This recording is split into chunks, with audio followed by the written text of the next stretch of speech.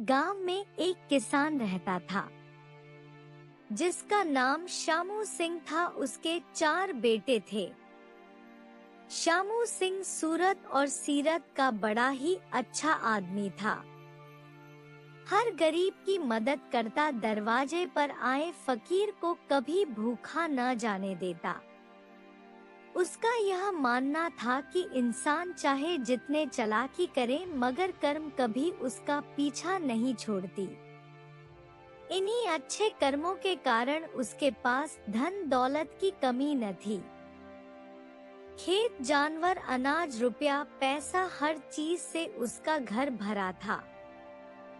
समय के चलते शामू सिंह बूढ़ा हो गया तो उसे यह चिंता सताने लगी कि मेरे मरने के बाद मेरी जायदाद के बंटवारे पर कहीं मेरे बेटे लड़ाई न कर बैठे। कुछ समय बाद शामू सिंह को ऐसा बीमारी ने घेरा कि अब उसे जीने की उम्मीद न रही। उसने अपने 4 बेटों और अपने एक खास नौकर को बुलाकर अपने बेटों से कहा, यदि मैं इस दुनिया से चला जाऊं तो तुम मिलजुल कर रहना। मिलकर रहने से बड़ी बरकत होती है। मैंने तुम चारों के लिए बहुत कुछ छोड़ दिया है। मेरी इसी चारपाई के चारों पाइयों के नीचे एक एक हंडिया गाड़ी हुई है, तुम अपनी अपनी पसंद से ले लेना। इतना कहकर उसने अपने बेटों को वहां से भेज दिया।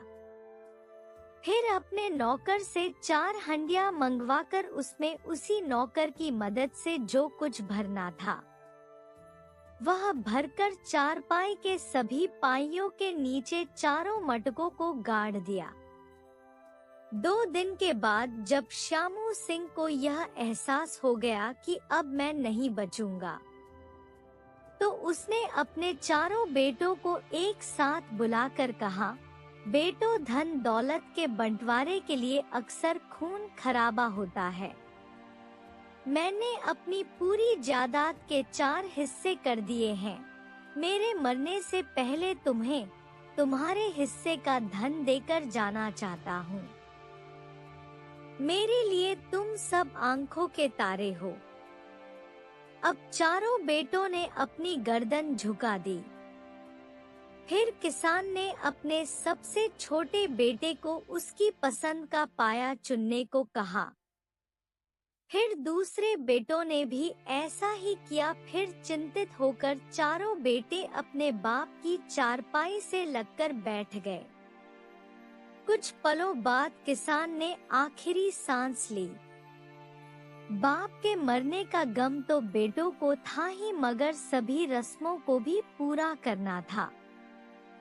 फिर सभी रस्में भी पूरी कर दी गई। 4 बेटों ने सभी रस्मों को शानदार तरीके से निभाया।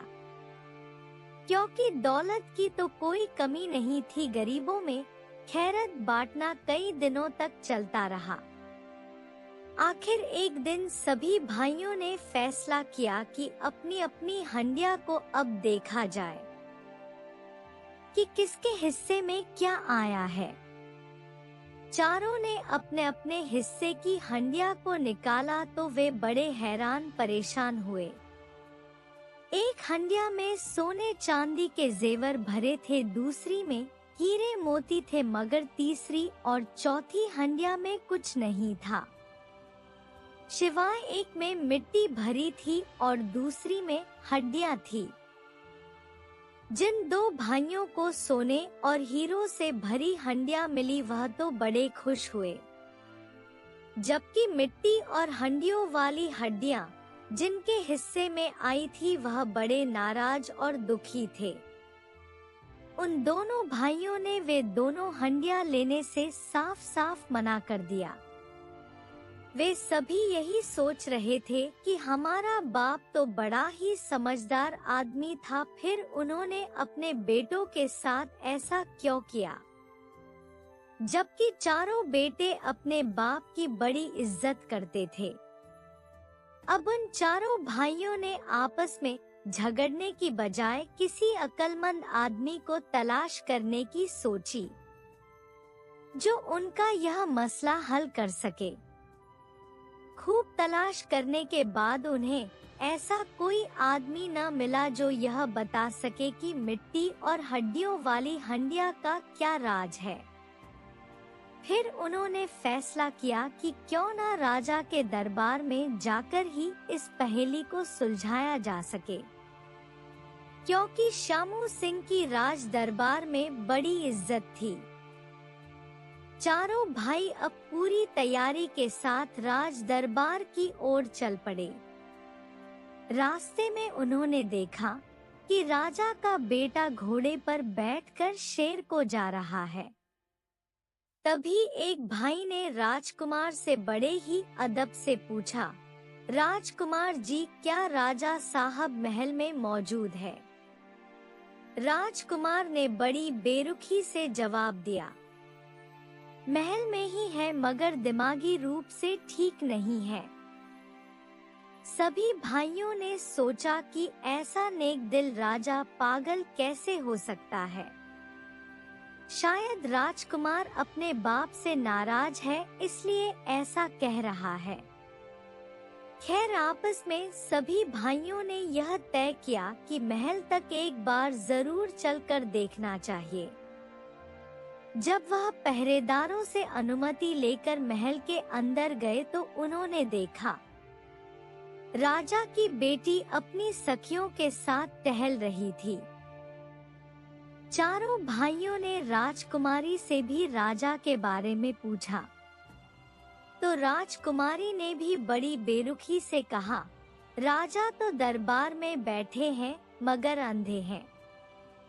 यह सुना तो चारों भाइयों को बड़ी हैरानी हुई और ताज्जुब भी हुआ कि राजा का बेटा तो बाप को पागल बता रहा था और बेटी उसे अंधा बता रही है। जरूर कुछ ना कुछ तो बात है। चारों भाई कई वर्षों पहले राजमहल के एक कार्यक्रम में अपने बाप शामू सिंह के साथ शामिल हुए थे। इसी कारण महारानी भी उन्हें अच्छी तरह से जानती पहचानती थी, इसलिए वे चारों भाई बेधड़क रानी से मिले। तो रानी ने उन्हें अलग ही बात कही कि 1 वर्ष पहले राजा की तो मौत हो चुकी है। चारों भाई फिर मायूस होकर वापस अपने घर को जाने लगे। तो रानी ने उन्हें रोका और कहा, बेशक तुम राजा के पास जाओ, वह दरबार में है, लेकिन मेरे लिए तो वह 1 वर्ष पहले ही मर चुके हैं। अब चारों भाइयों की जान में जान आई। रानी ने अपने 2 नौकरानियों के साथ उन सभी भाइयों को राजा के पास भेज दिया। जब वह राजा के पास पहुँचे तो दरबार में केवल एक आदमी राजा के पास बैठा था, जो राजा के साथ कुछ बातचीत कर रहा था। राजा ने उन्हें देखा तो तुरंत पहचान लिए कि ये शामू सिंह के बेटे हैं। इसलिए राजा ने उन्हें सम्मान के साथ उन्हें बैठाया। फिर राजा के पास बैठे आदमी को शामू सिंह की खूबियां बताने लगे।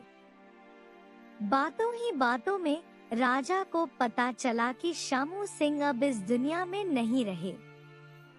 राजा को बड़ा अफसोस हुआ और इसी के साथ उन चारों भाइयों के महल में आने का कारण पूछा।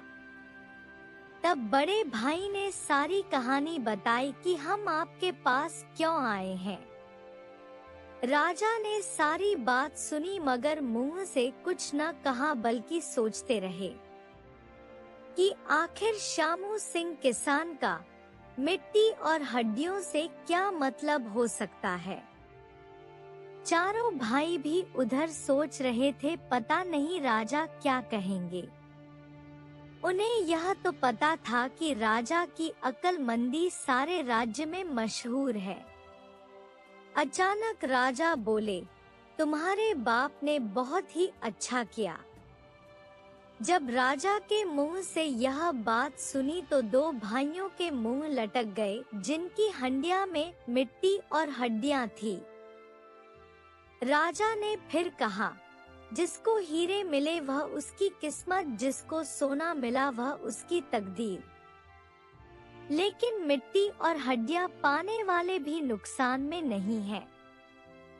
मिट्टी का मतलब है सारी जमीन, खेत, बगीचे, इन सब का मालिक ये रहेगा।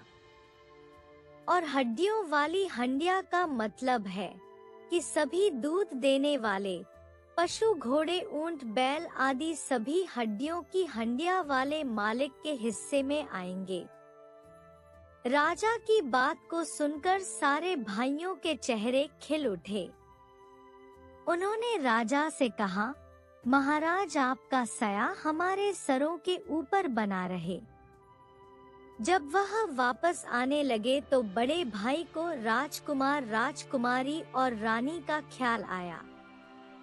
वे पीछे मुड़कर राजा से बोले, अगर आपकी अनुमति हो तो हम कुछ ऐसी बातें जुबान पर लाएं जिनका संबंध आपसे है। राजा ने कहा, हाँ, जो कुछ कहना है बेफिक्र होकर कहो। बड़े भाई ने फिर कहा कि जब हम आपके पास आ रहे थे तो राजकुमार ने कहा कि आप दिमागी रूप से ठीक नहीं हैं। फिर राजकुमारी से मिले तो उन्होंने आपको अंधा कहा, रानी ने तो आपको। इतना कहते कहते बड़ा भाई रुक गया। राजा ने कहा, हाँ, वह यही समझती है मैं उनके लिए मर गया हूँ। उन सब का मतलब यह है कि मेरा बेटा अब 18 वर्ष का होने वाला है। मैं चाहता हूँ वह पहले अपनी पढ़ाई पूरी करे और फिर कोई अच्छी सी लड़की देखकर मैं उसकी शादी कर दूं। फिर उसके कुछ इम्तिहान लेकर यह तक उसे सौंप दूं, मगर वह हथेली पर सरसों जमाना चाहता है। यानी मैं उसे अभी के अभी इस राज्य का राजा बना दूं, मगर मैं ऐसा नहीं करूंगा। इसलिए वह मुझे पागल समझता है। राजकुमारी के लिए भी मैं अच्छा सा लड़का देख रहा हूँ ताकि उसके हाथ पीले कर सकूं, क्योंकि अब वह जवान हो गई है, लेकिन वह अपनी पसंद के लड़के से शादी रचाना चाहती है। उसका सोच यह है कि मुझे उसकी खुशियाँ दिखाई नहीं देती। रानी ने जो कुछ कहा उसका कारण यह था कि सालों पहले मैं उसे शेर करने ले जाता, मजेदार बातें करता, साथ खाना खाता, मगर अब हर रोज दरबार में हजारों शिकायतें हैं और प्रार्थनाएं आती रहती हैं। जब तक मैं उनकी शिकायतें सुनकर फैसला करता हूँ तो रात हो जाती है। हर समय दरबार में रहना पड़ता है ताकि कोई मायूस वापस न चला जाए। इसलिए रानी को मेरी कमी महसूस होती है, मगर उसे यह सोचना चाहिए कि भगवान ने यह तकत मुझे ऐश करने को नहीं दिया। जब तक प्रजा सुखी न हो जाए तो मेरा सुख किस काम का है। राजा अपनी बात पूरी करके चुप हो गया।